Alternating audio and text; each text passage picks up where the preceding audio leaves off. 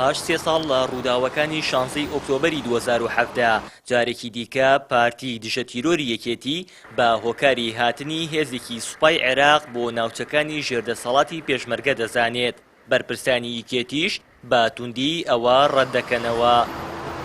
ماوەی چەند ڕۆژێکە فیقەکانی 5 و 9 سوپای عێراق بە سەرپەرشتی فەریق ڕوکن قاسم محەممەد فەرماندەی هێزەکانی پیادەی عێراق هاتوونەتە سنووری قوریچایی لە دووسخورمات و تا ناوەندی ناحیەی کۆکس لە گوندی کوڵەجۆ پێشڕەویان کردووە و ئۆپراسیۆنێک بۆ کێوەماڵکردنی ئەو ناوچانە ئەنجام دەدان.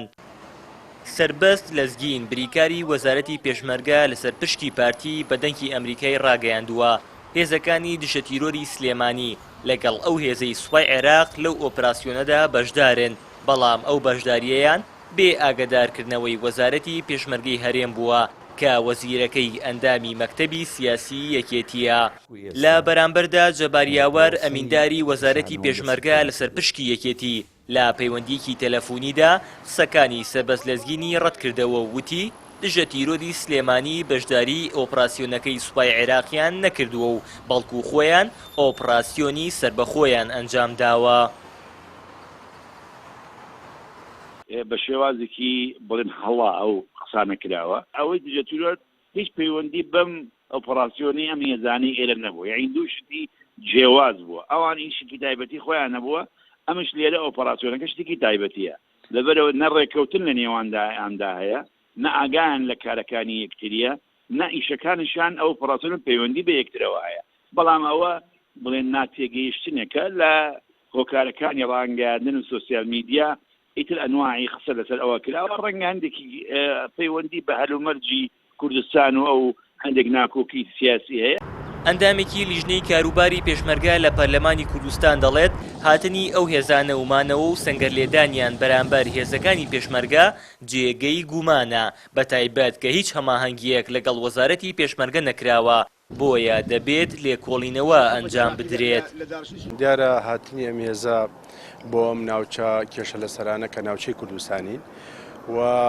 ئەمە جێگەی گومانە و پێشتری ژێمەوەکو و لیژنەی کاروباری پێشمەرگە سەرماندا لەو ناوچانە. ئەم هێزەش کە ئێستا هاتووە هێزی سوپای عێراقە، ئەوەی کە ئێمە زانیاریمانەیە بۆ دوو مەبەست هاتووە، مەبەستێکی لە قاڵبدانی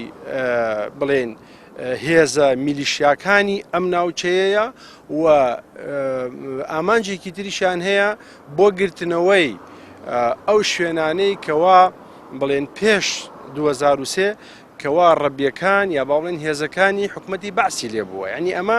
بۆ ئەمە زیاتر ئێمە گومانمان بۆ هیچ نییە. هەر لەو لێدوانە ڕۆژنامەوانەیدا سربەست لەزگین و توێتی پەیوەندیم بە وەزیری پێشمەرگە کردووە و ئەویش ئەو کاری پێناخۆش بووە، ئەو کارەی دژە تیرۆری سلێمانیش کردویانە سربەخۆیانە بووە و دەبێت خۆیان بەرپرسیارەتی ئەنجامەکەی هەڵبگرن و وەک وەزارەتی پێشمەرگە هەر شتێک لەوێ ڕوو بدات بەرپرسیار نین. هەر لە وەڵامی بەرپرسەکەی وەزارەتی پێشمەرگە لەسەر پشتی پارتی مەستەفا چاوڕاش فەرماندەی هێزەکانی هەفتای سەربایەکێتی بەدەنگی ئەمریکای ڕاگەیاندووە فەرموو بە ئەو بریکاری وەزارەتە و ئەو وەزارەتەی کە لەوەیە پێویستی سەنگەرەکانمان بۆ دابین بکەن و ئەو کەم و کوڕێی کە هەیە بۆمان جێبەجێ بکەن. ئەوان ڕۆژێک لە ڕۆژان نەهاتوون چاوێکیان بەو شوێنانە بکەوێت و بزانن کەم و کورتیەکان چییە، ئەگەر شەڕێکیش ببێت ڕەنگە لەسەر ئێمە بکەوێت. هاوەر محەممەد، کەناڵی ئاسمانی پەیام، گەرمیان.